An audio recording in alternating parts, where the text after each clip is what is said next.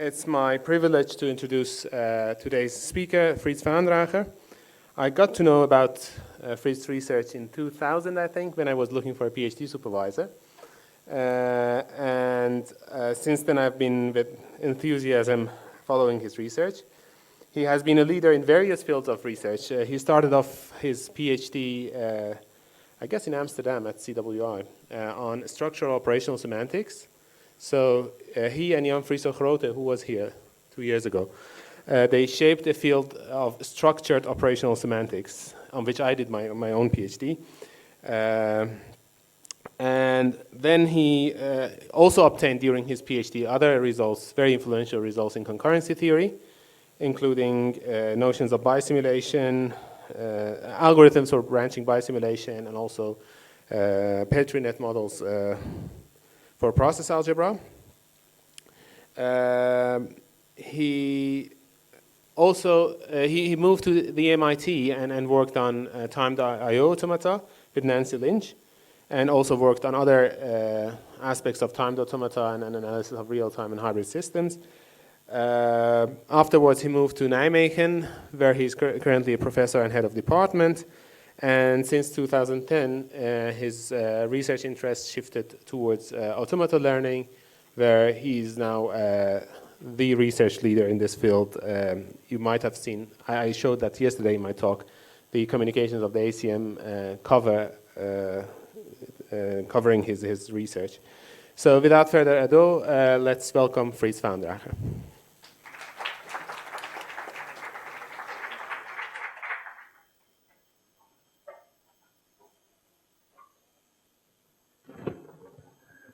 Okay.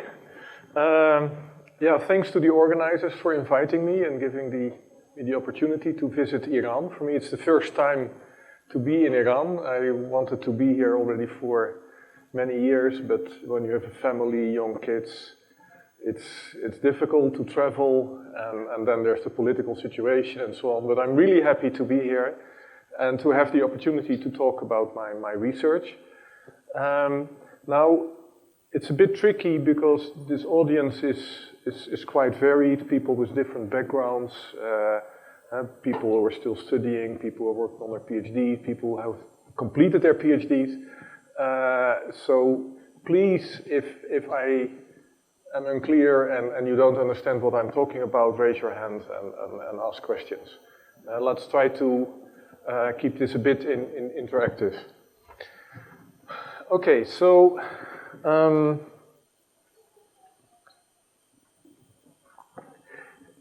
let's spend a few words on models. Models are crucial in science and engineering. We have basic models which explain how nature works, like relativistic physics. But in engineering, we also build models all the time. We describe the behavior of certain components by systems of differential equations. We describe them by automata.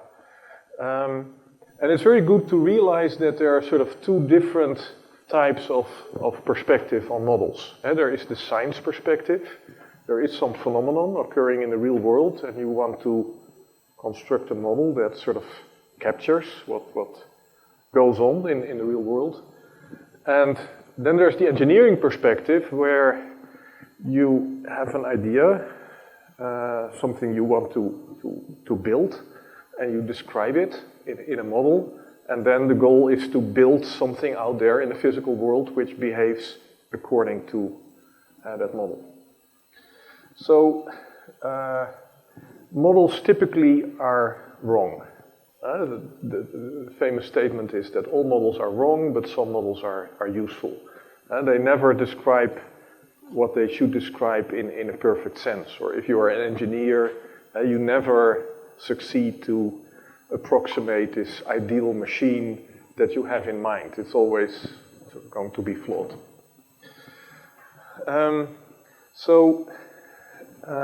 In my talk, I will be mostly talking about automata, discrete event system models. So models where you describe a system by a discrete countable number of states, and then there are transitions bringing the system from one state to the other. And in my career, I think I've been mostly studying models from the engineering perspective, where, for instance, a distributed algorithm is described, the desired behavior is described by some state machine, and then you sort of come up with an implementation, a network of different communicating state machines, and you formally prove that the model is correct, and then you try to build this in the real world. You try to implement the state machine. It's interesting to note that when automata sort of were first studied in the literature, it was actually mostly from the science perspective. So finite automata have been introduced by some people who wanted to understand how the brain works, how neurons operate and so on, and for that they constructed finite automata.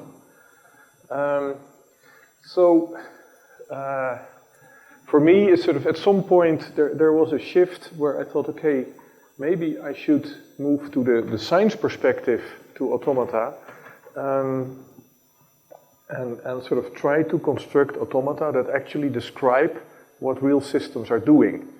And motivation for this was that a couple of times I was interacting with people from industry, and they wanted me to analyze their systems. And so I tried to build accurately state machine models, and then started to do some verification.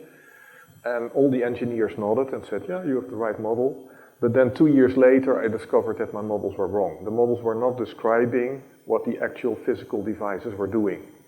And so I said, okay, is there maybe a way to extract models from physical systems by doing experiments? So I've been working on that, and what you will see in my talk is that all the time I sort of switch perspective, because typically what I do is I take a physical system and then I try to construct a model of it, but then using that model I try to improve the physical system, or I try to engineer a new system. So it's changing the perspective from the science perspective to engineering, and this makes a lot of sense, because the software we have been building over the last, 50, 60 years is getting so complicated that you really need a science perspective to understand what's going on. So I'm collaborating a lot with companies in sort of the southern part of the Netherlands, a big multinational industry, and they have millions of lines of software, and often it's legacy code. So meaning that it works very well, the machines run, and the companies earn money, but the engineers who designed the software have left. There is hardly any documentation, because there was always this market pressure, so you didn't have time to properly document your software. And people have been adapting this software year after year, adding layers and layers and making it more complicated. And then at some point they hit the fence. I mean, what can you do? I mean, you have to change the software, but you can't, because it's getting too complicated. So that's legacy software. And so in order to understand what legacy software is actually doing, sort of a science perspective is useful. Okay, try to reconstruct and get an abstract, simple view of what this software does in order to fix it, or to implement it on a new platform, or to be able to modify it, etc. So this is the interesting game. So I have here reference to a nice book by Edward Lee called Plato and the Nerd, who there's an extensive discussion on the role of models in science and engineering, and also discusses these two perspectives. And he has some great examples which make you very humble, and because they show that models very often are far from perfect. He shows how difficult it is to make good models. So this is a recommended read. Okay, so I'm interested in the following problem.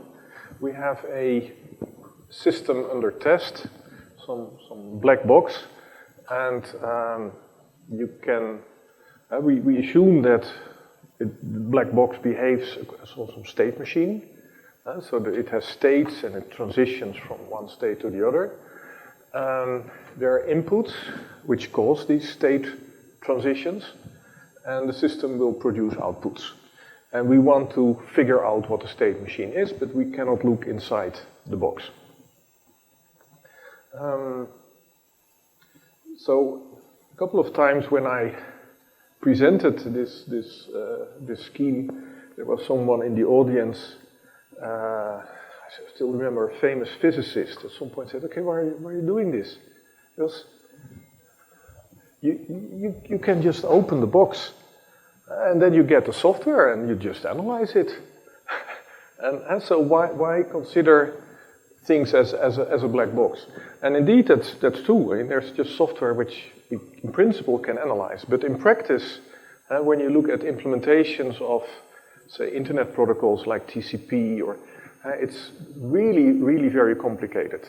Combinations of various pieces of compiled code and high-level code and code and it's so complicated you cannot get an understanding of it.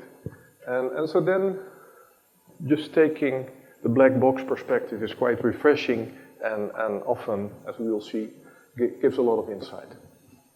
Okay, so in order to be able to play my game and learn models, I need to make some assumptions. And actually, these assumptions can be relaxed, and there's a lot of research about how to relax these assumptions.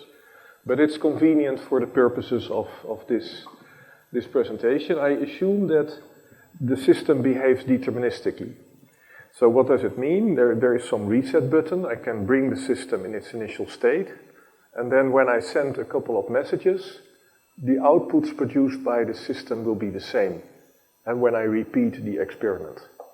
So the input-output behavior of the system is deterministic. Of course, in practice, systems are rarely deterministic. So when we experiment with real physical devices, then there's always non-determinism. So for instance, we learned models of the electronic passport. And every modern passport, at least Dutch passport, there is a chip, maybe Iranian passport also.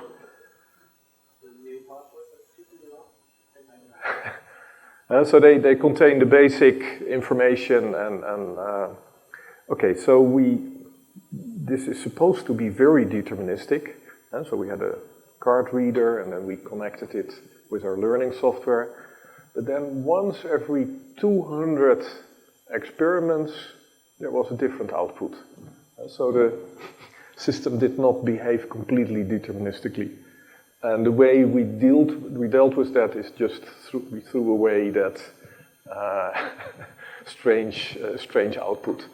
But also when you try to learn models of protocols, then there is this unpleasant physical reality where things are a bit messy and where now and then a message just goes under the radar and you don't receive it or whatever. But typically we throw away those type of bad events and we assume that by and large the systems behave deterministically.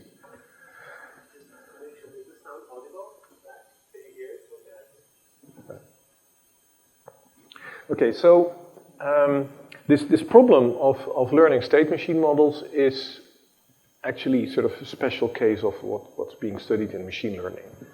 So in machine learning, we are given a finite sample, a finite number of points, and then that was explained in the previous talk, you sort of need to find some function which tells you for the remaining points what is going on.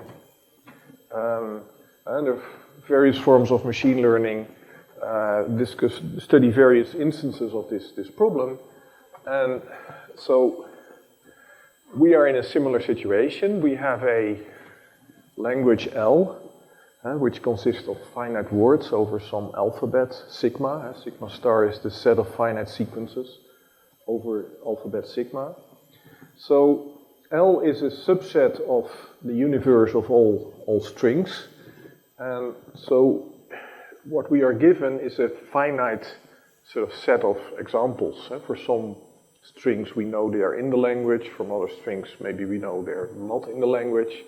And so based on this finite sample, this finite number of examples, we want to construct a function which for any sequence tells us whether it's in the language or not. That is, we want to construct an automaton that accepts the language. So this is a classical machine learning problem, and already in 1956 there was a famous paper by Edward Moore, Gedanken Experiments on Sequential Machines, who studied this problem of constructing an automaton, and he showed it's exponential. The intuition why it's exponential is quite easy. You can think of sort of combination lock machines. Say a state machine with 10 inputs, and only if you first do the input 4, and then the input 5, and then input 7, and then input 2, some certain output will occur, or the string will be accepted. And for all the other sequences, the string will not be accepted. So in order to learn that behavior, there's no alternative but trying all possible combinations. And so this shows that learning state machines is a difficult problem. Well, then there's a famous thesis by E. Mark Gold, and there's the work of Dana Engwin I will describe. So there has been some fundamental work, but I'm interested in applying this in the area of learning software. But I want to spend some time discussing the basis and give you some intuition for how do you do it. So given some words in the language, how do you build a state machine? So a basic thing we use is the Mail-Néraud theorem. So just to even get an indication of what people know. So maybe some of you had a course on automata learning. So who has seen the Mail-Néraud theorem for finite automata? There's a small hand there, small hand there. Yeah, there's a hand there. Okay. Good. I will explain it. Mail-Néraud were discussing this issue, okay, how do we get from a language to an automaton? So suppose we have two words, do they lead to the same state? What are states defined by a language? And so they came up with a very simple definition. They said, well, we call two words U and V equivalent if whatever happens afterwards, so whenever we append some word W to either U or V, UW is in the language exactly when VW is in the language. So basically, the intuition you should have is that U and V, those are two input words, they lead to the same state. And when you are in this state, it doesn't matter what further inputs will occur, either you have the same behavior. Okay, and the famous theorem they prove is that a language is regular, so a set of words can be recognized by a finite state machine, if and only if this equivalence relation, which is defined here, has a finite number of equivalence classes. Okay, this is abstract, this is a formula. I think with every formula you use one half of the audience. So let's visualize this in terms of pictures. So suppose we have this simple regular language. So we have the strings which start with an A, then there are 0 or more A's or B's, and then there is a B. So these are strings over the alphabet AB that begin with an A and end with a B. And in between you can have everything. Okay, so let's try to play the Nerode equivalence game. So these two strings, AA and BA, are they equivalent?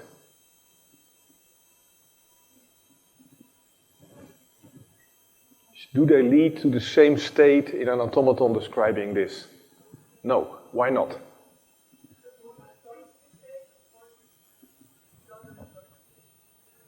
Yes, right. So here there is still some hope that you may end with a word in the language, but here there is no hope, right?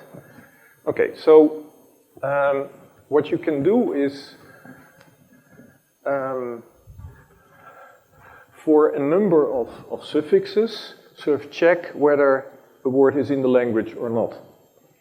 So here in the matrix, I write a 0 if concatenation of this prefix with this suffix, this is the empty suffix, is not in the language, and I write a 1 if it is in the language. So AAB is in the language, and so there's a 1, but AAA is not in the language, and so on.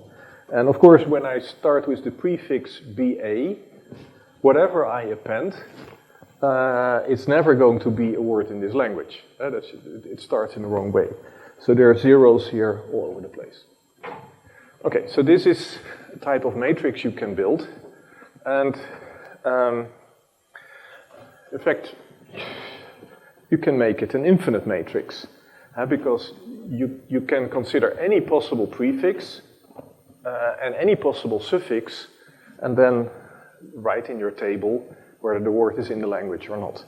It's an infinite matrix, so it takes some time to write it down. But then what you can do is to observe that certain words have sort of different rows.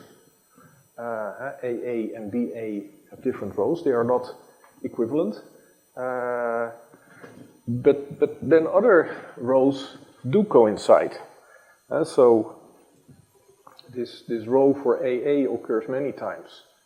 And also there are many words which start with a B and they all have this 0 row. And then there is this AB row where you are in the language right away. So there are different possibilities here. Okay, so the intuition of Mael and Nerode is that if you want to construct a state machine that accepts this language, the states basically should be the colors in this matrix, and they correspond to the rows that are equivalent. And in this case, you need 4 different rows to, and that's everything which is possible, and so you can build an automaton with 4 states. Okay. So basically, there was this mathematical definition of Nerode equivalence, and 2 prefixes are equivalent if and only if the rows for U and V in the Hankel matrix have the same color. And a language is regular if and only if there are finitely many distinct rows in the matrix. And you can construct a state machine which has exactly the same number of states as the number of colors in the matrix. So, okay, how do you construct an automaton given such an infinite matrix? Well, you just go ahead and color the rows. And then, once you have done that and you identified the different colors, actually you just need a tiny fragment of this infinite Hankel matrix to construct the state machine. So I just need the part at the top. So here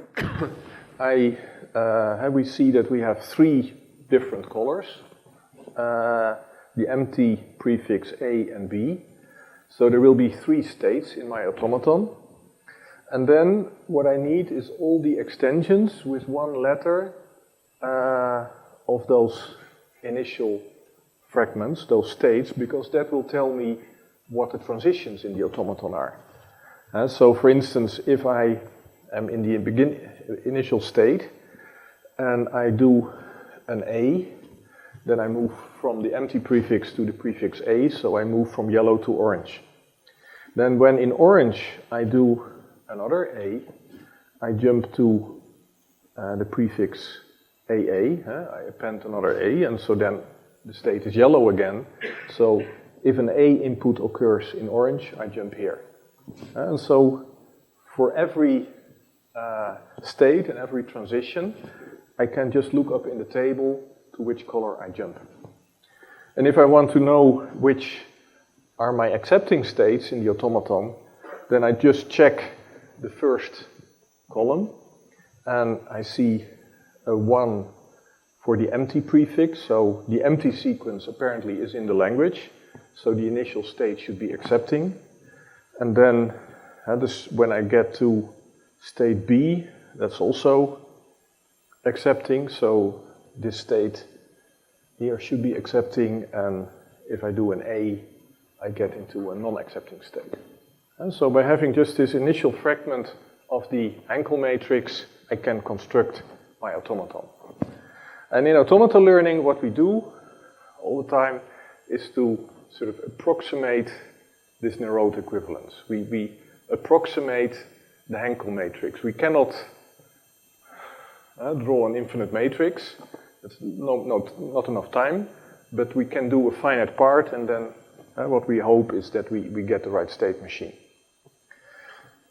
So in practice, of course, you don't have an infinite amount of information. You just have a limited amount of information. You have a finite number of strings, which you know are in the language, and some other strings which are not in the language. So there is this sort of infinite matrix, but only at finitely many places you have information. And then it's getting difficult. For instance, the first and the second row, do they have the same color? Well, we don't know. Because whenever I have information here, I don't have information here. So it could be that there should be a 1 here, but I didn't observe the trace. I don't have the information. And similarly, I know that I have a 1 here, but I don't know what's going on here. So then you can ask yourself, okay, what is the minimal state machine that is consistent with this information? But that turns out to be an NP-hard problem, as Mark E. Gold has shown. So that corresponds to this earlier intuition which I gave about combination lock automaton, that learning automaton is difficult. So then arrives Dana Englyn. So this is Dana Englyn. She's an excellent teacher. She at Yale University and won some prizes for excellent teaching. And a main attribute of her teaching is that she is not lecturing like I am now, where sort of information goes in this way. No, she just is present, and then students can ask questions. And at least, well, sometimes I guess she will give a lecture, but she's known for being sort of very interactive. So it's, given this personality, it's no surprise at all that she came up with what is now known as the minimally adequate teacher.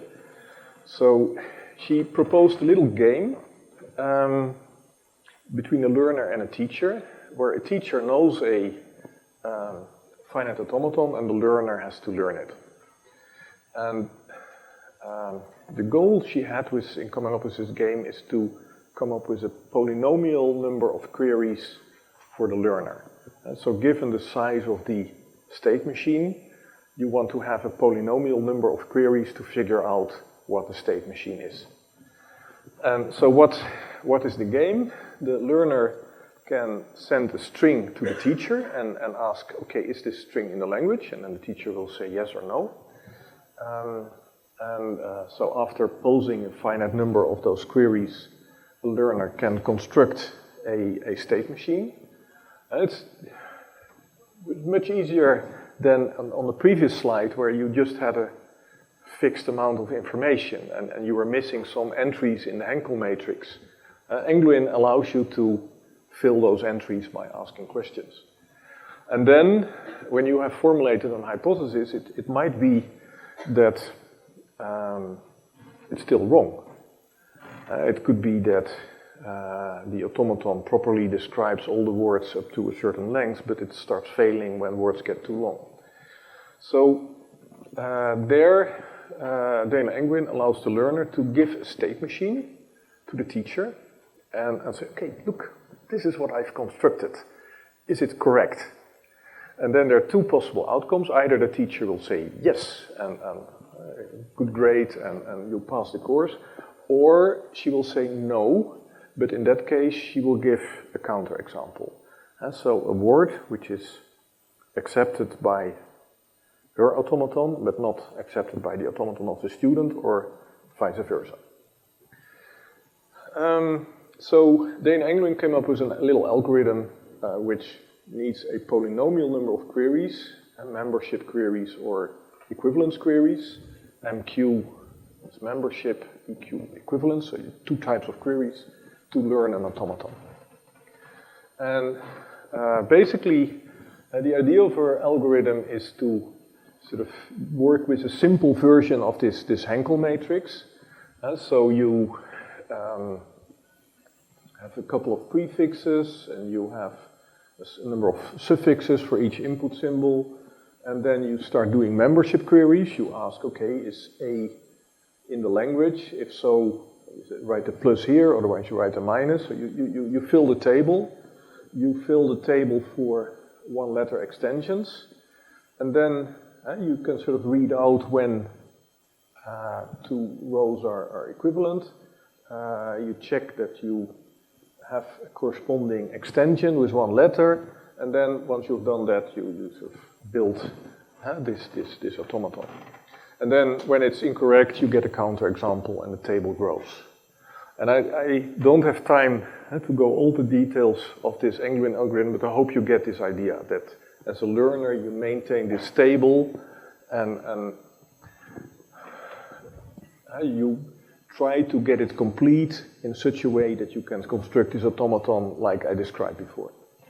And then if you get a counterexample, well, then you need to add rows or columns to the table to fix things. Okay, so that was a nice result in machine learning. And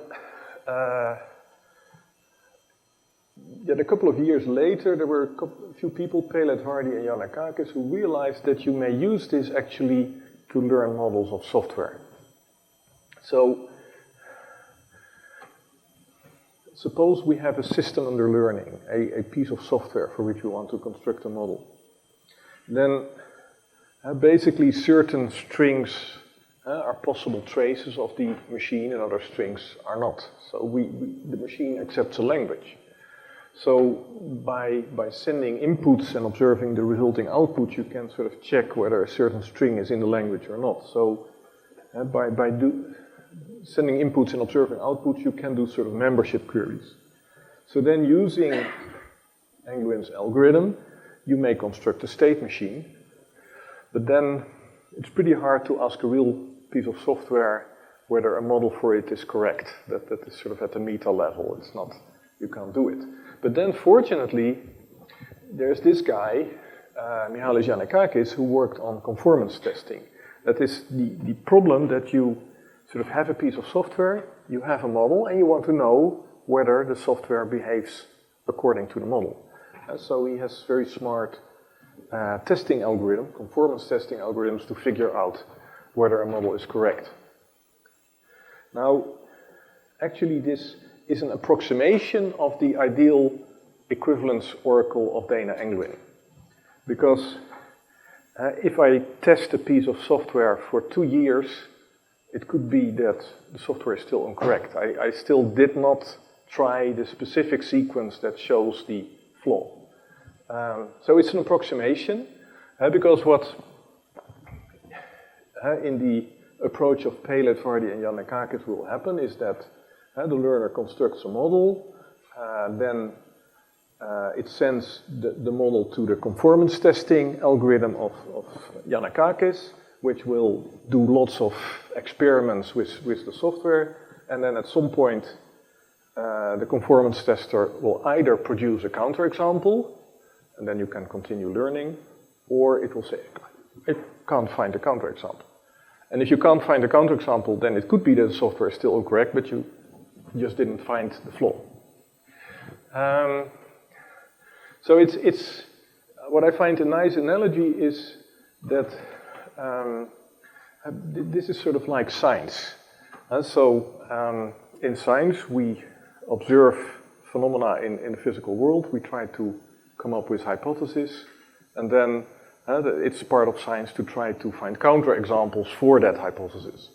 And so the learner is the one who formulates the hypotheses, and then the conformance tester is the one who tries to break them. Of course, learning and testing are very much related, and they're two sides of the same coin, basically. Because if you want to find a counterexample, you need to know how the model is structured, and okay, they're very much related. And so there are, in fact, some learning algorithms where the two are completely integrated. Okay, so then comes Bernard Steffen, as professor at the Technical University of Dortmund, who wrote a very nice tool together with his co-workers called LearnLib, which is a software package which you can download and you can play with for learning DFAs. So you sort of basically what you do, you define what your input symbols are, you connect the system to some software, and then you have to write an interface for every one of these inputs, and then you press a button and the tool starts constructing models, and it's very easy to use. It supports both finite state automata and Mealy machines. And so Mealy machines, you may recall, are basically also finite automata, but then in every state, when an input occurs, you take a transition to some other state and you produce a certain output. And so that is very suitable for learning models of software, because when you have a piece of software, you send an input, you observe an output. So Mealy machines are supported by this framework. And it's, I think, reasonably easy to use. The difficult part always is to interface the tool to the real software. And at some point, the abstract inputs from the automaton have to be translated to real messages which a protocol sends, or real action method calls to some software library. Okay, so in my research, what I always like to do is to combine theory, tools, and applications. And there are people who just like to do theory, they're good at it, great. But I think in computer science, especially in this area, just doing theory doesn't always work. You want to see whether the theory is useful, whether you can actually do something with it. And then in order to apply the theory, you need tools. So we are using LearnLib, and we have been involved in extending LearnLib. And we went to industry to do case studies. So here is an example of a printer which is built by OC. It's a company in the Netherlands, and they build big printers for the professional domain. So not the printer you have at home, but rather a printer at a printing office, which can print whole books or things like that.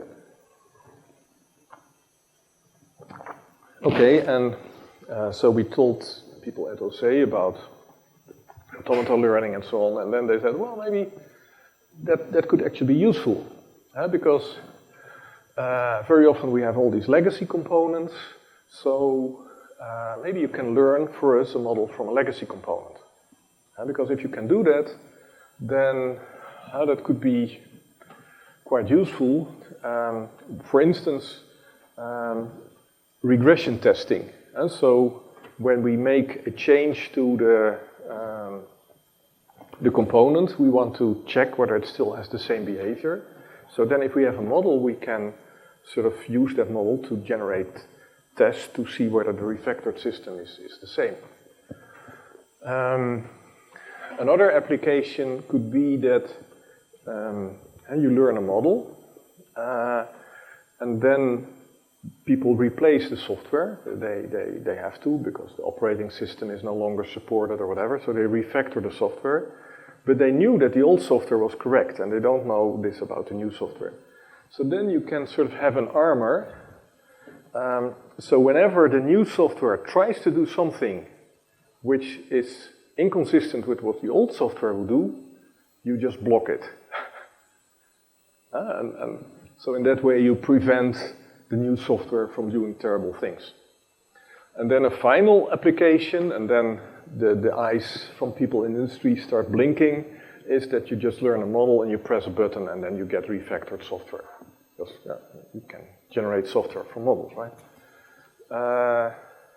Okay, so those are the potential applications, and they said, okay, here we have a controller, very simple, we think, so please go ahead and learn a model. But then it turned out that actually that was difficult, and the key problem for us was not in the learning algorithm. So Englin's algorithm easily construct big tables, and we could manage that. The size of the tables is still okay. Now the problem was in finding the counterexamples, because that's being done using the conformance testing algorithm. And often when the models get more complicated, it's really difficult to find counterexamples. And this is not so surprising, because what Dana Englund,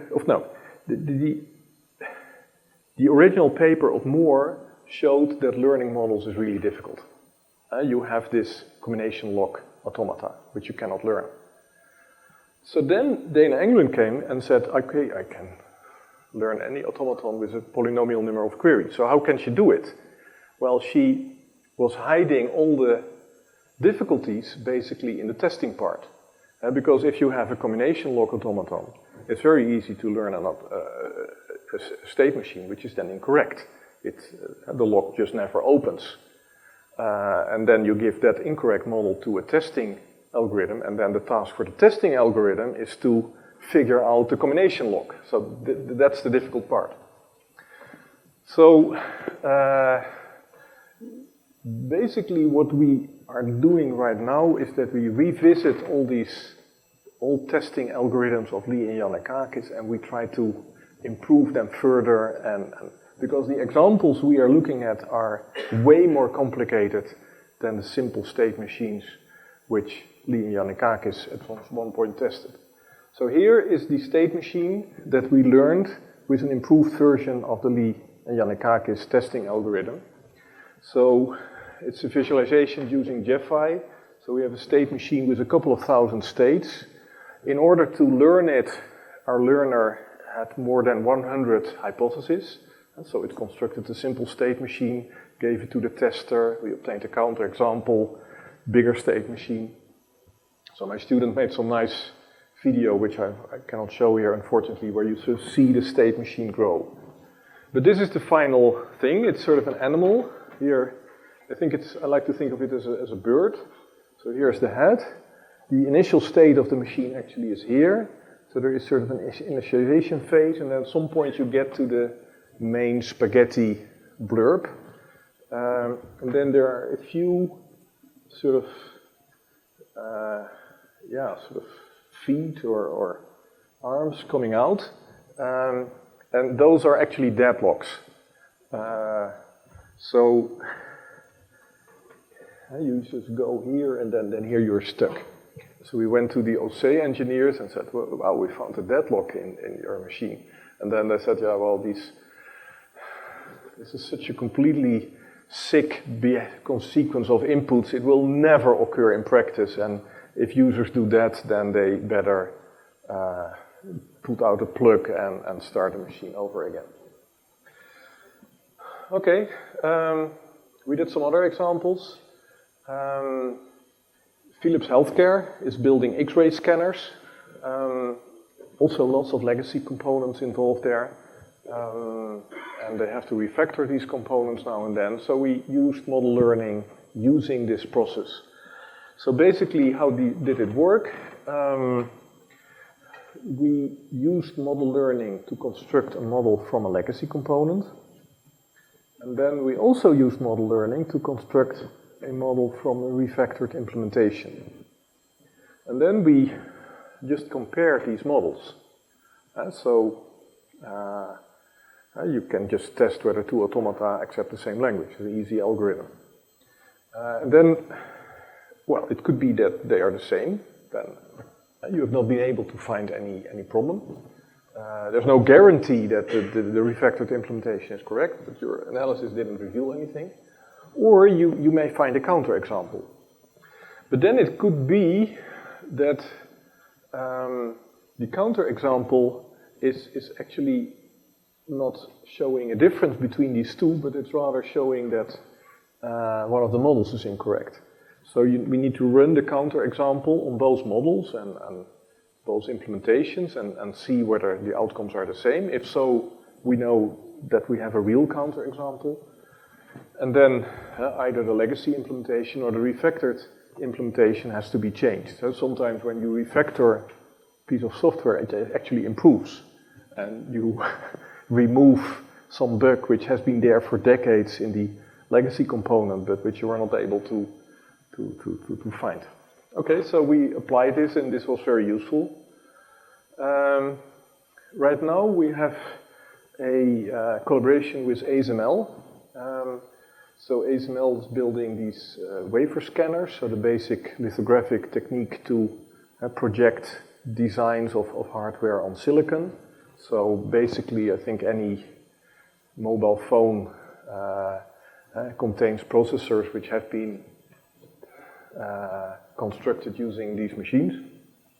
And they have an enormous amount of legacy software. They run on legacy software. And it's really a problem for them. They have thousands of software engineers now working on this code. Okay, so they thought, okay, maybe model learning can help, and they did something very nice. They made models of actual code available. And then the question is, okay, can you learn it, and how fast can you learn it? So they made hundreds of models available, and here you see the number of states of the Mealy machine. So that range, it goes on exponential scale up to 100,000. And here you see the number of input symbols. And as you can imagine, automata learning becomes more difficult if you have more states, and it also becomes more difficult if you have more inputs. So this table describes the outcomes of an experiment they did sort of 1 year ago, where you see they were able to learn quite a number of models, but when the number of states gets beyond sort of 100, it starts getting difficult. Meanwhile, we have been able to push the border quite significantly. This is just a scientific challenge. So try to learn the correct model within 1 hour by posing the right queries. One way in which we could improve these results dramatically was by using logs. So if you have system logs which describe the actual use of such a software component in a machine,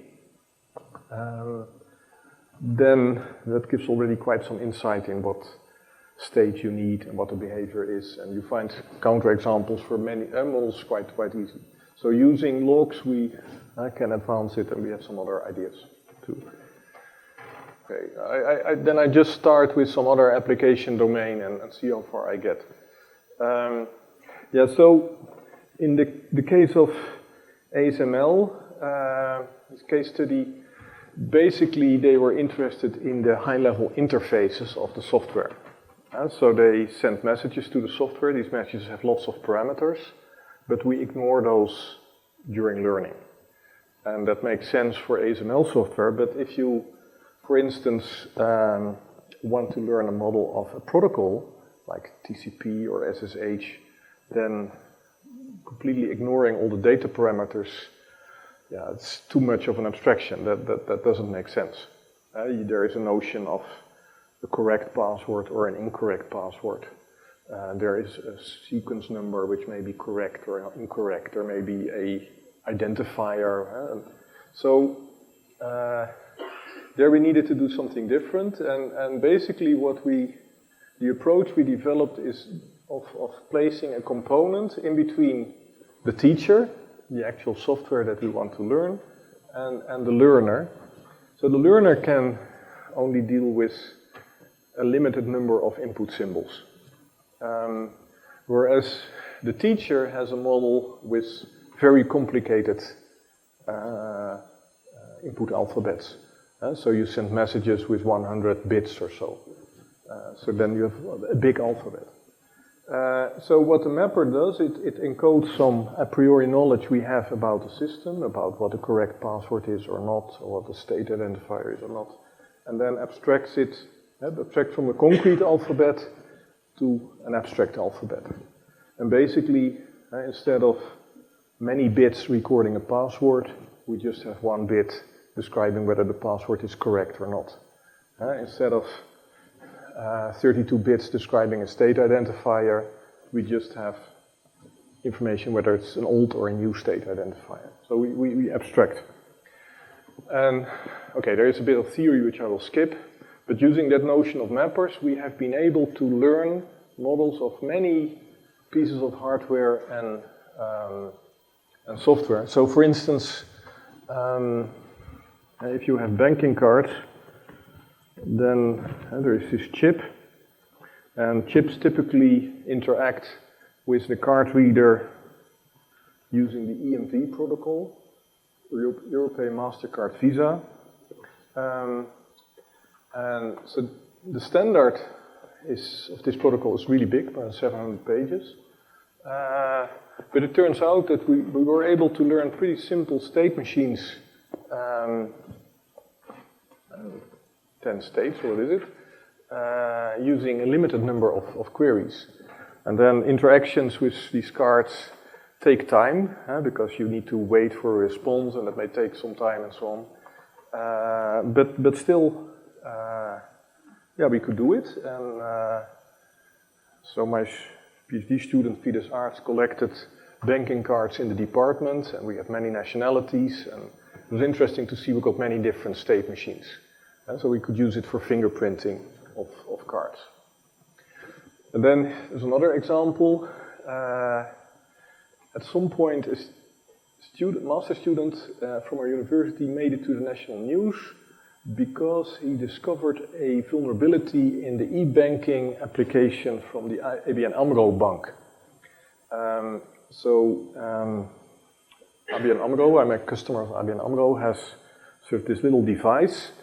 You put your banking card in it, and then if you want to do internet banking, there's some challenge response protocol, and you can authenticate yourself. So this is correct, clearly.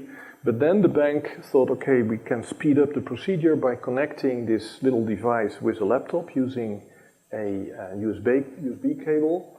And there was a vulnerability which our student discovered. And he discovered the bug without model learning, but we were able to reproduce it using model learning. And it was actually a lot of fun because we built a little Lego robot which could press the buttons from the identifier device and in that way to provide inputs. Because in learning you have to do hundreds of experiments and so you don't want to do that manually, you need a machine. So this is the machine we developed. And then using LearnLib we constructed a state machine for the old identifier and a state machine for the new one. And security experts can immediately see that this one is incorrect and this one is correct. Okay, and so then we moved on and we learned implementations of major protocols, TLS, TCP, and SSH. And we basically the rule is that we find standard violations in any implementation we look at. That's basically how it is. So here is a bug in the Windows implementation of TCP. Well, bug, it's a standard violation, and Microsoft has not yet bothered to modify it. It's not a serious thing. But the Linux implementation of TCP has been modified due to something we found. A couple of TLS implementations have been modified, and there have been some changes to the SSH implementation. So, so the state machines that we get are pretty simple, typically up to 30 states. You should not underestimate the effort to actually get this working, and then you really have to interact with these implementations, and that's a lot of work. But then when you can do one implementation, immediately you can do all the other implementations. So here's an example of the model we learned for the SSH. And we also sort of developed a systematic approach. So what we did was we specified the required correctness properties of these state machines in temporal logic. And then we used a model checker to check whether a property holds.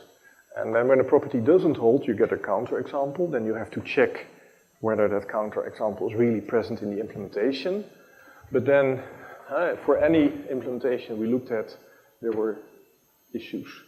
And so sometimes it's debatable whether you have a standard violation or not, because the standard is written in natural language and sort of ambiguous. So the star cases are cases where we think there is a standard violation, but where you could argue that there isn't. So we have done many other protocol case studies. Also other groups have been doing case studies. And for a while we had a simple model. Take a bachelor student or a master student, take a protocol, and stir and mix and wait a few months, and then you get a standard violation. So that was a very nice mechanism, but at some point we couldn't get those results published anymore because it's always the same outcome. And always you find a standard violation. So we thought, okay, can we speed it up? So then we had an interesting experiment. We organized a Lawrence workshop at Leiden University, where we brought together experts in automata learning with experts on certain protocols. And then basically, within one day, they could construct the first simple models. So the key thing is that you have together expertise on the protocol and expertise on learning. It can be two people, but it has to be together. And when they are really experts in this field, then within a few days, often you can do something. I mentioned one more application, which is sort of very recent and it was very nice. So Yuri de Ruiter now moved to some internet research lab, and he had the problem that they are just monitoring what goes on the internet in the Netherlands, and there are hundreds of different TLS implementations. And because there are different implementations, also different versions and so on. And so the basic problem he wanted to address is, okay, suppose I'm talking to one implementation. Which implementation is it? How can I find out? So what they have been doing is they sort of automatically construct models from any new implementation that comes on the market. During the night, it goes completely automatically. And then, you have all these state machines, which are different. And then we use a standard algorithm of Lee and Yannikakis to compute a sort of adaptive experiment which uniquely identifies which implementation we're talking to. So you produce one input, and then if the output is A, then you know, okay, we have this group of implementations, and if it's B, it's that group, and C, it's that group. And then you try with a subsequent input to further identify which of the specific implementation in one group you have. So this is all completely automatic, and this is sort of model learning at a big scale. Okay, I think I would like to stop here. Thank you.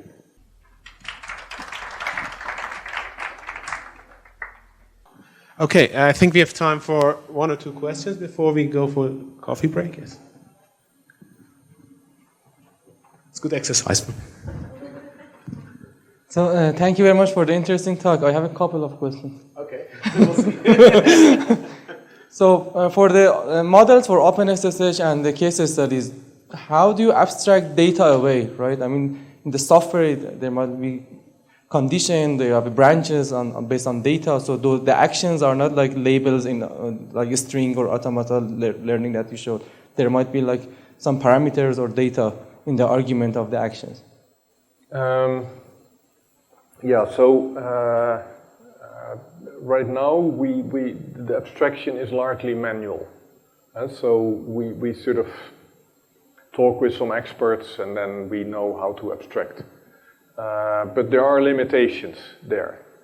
And so for instance, we could, in the ASML component we could learn, there happened to be a strict separation between control and data. And that's perfect for us. Then we can abstract away the data and learn models. But of course, for many legacy components, that's not the case. Then control and data are completely mixed.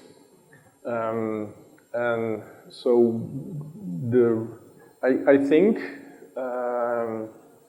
when you really have a mix-up of control and data, you run into limitations of black box methods. And so after the break, I think there's another part, right? There are two more parts. Exactly, yeah. So there's one part where I describe how we move on to white box methods to sort of actually look in the code to see what it is doing with the data, and we do that in order to construct a high-level abstract extensional model. Yes. So in the teacher-learner model that you showed, does it matter that the teacher returns like a polynomial number of counterexamples instead of just returning one counterexample? Does it accelerate the whole process of the learning, or one by one is sufficient? No, so in Engren's algorithm, a polynomial number of queries is enough. And yeah, so regarding the equivalence query, if it has the result of an equivalence query, you get more than one counterexample, does it help? yeah, you can save the counterexamples, and then when there's a new hypothesis, you can first run those counterexamples. That's typically something you do. So that will help. Perhaps the question is, if you have a more powerful oracle for equivalence queries, would that lead to a more efficient algorithm for learning or not? Yeah, of course. Yeah, because in so both in the membership queries and in the equivalence queries, basically what you do is you send inputs to the black box and observe outputs. So a good measure of the learning complexity is the total number of inputs you send, right? And when we learn complex state machines, then typically 80% of the queries is needed for testing. That's where the effort is. So if you have some smart mechanisms, maybe white box or whatever, to quickly come up with counterexamples, that will speed up the process. Clear. Are there more questions? How do we learn the timeout action? Because most of the protocol behavior depends on the time between the packets, and their behavior changes. Yeah, that's a very good question. Indeed, timing is sort of an issue. Of course, you can model timeout as an explicit untimed action, but then you have to be quite careful.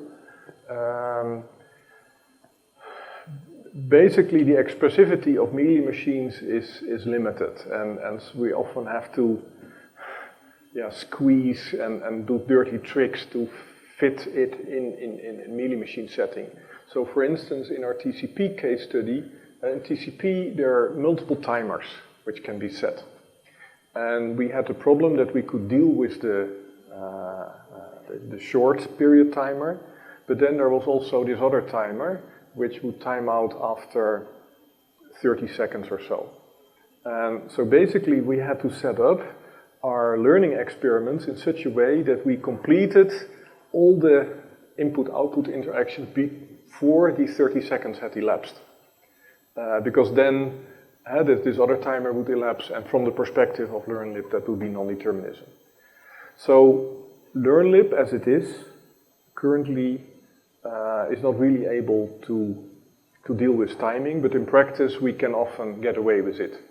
But I'm currently working with some students on an extended model called Mealy machines with timers and learning algorithms for that extended model. So then we have a richer modeling class, and we can even deal with multiple timers in TCP. Maybe one more question before we go to coffee. So I was wondering, how does the size of the DFA scale with the number of, for example, lines of code? Is there no problem the scaling? So, for example, if you're dealing with a code of 10,000 lines, does the DFA size suddenly explode? Yeah, I mean, the problem is that in legacy code there are all these additional layers, and so sometimes you have Linux implementation of TCP is like 100,000 lines of code, but the state machine is pretty simple, right? So if you have the appropriate abstraction, sometimes we do not consider all the behavior of the system, but we focus on a certain, for instance, connection setup phase of a protocol, then the state machine can be pretty small. So there are two things. One is that software often has extra layers which make the code more complicated but don't add to the complexity of the state machine. And the other thing is that by changing our sort of way of looking and defining the right abstraction, we often can get smaller state machines. So I would say it scales well. I mean, we have now a sort of database where we store all the models, and it's available online. And most of the models of protocols, realistic protocols, it's less than 30 states. I guess there will be more questions, but let's take those questions to the coffee break. We'll have a slightly shorter coffee break now, so it will be about 20 minutes, and we'll reconvene at 3:30 sharp. Thank you.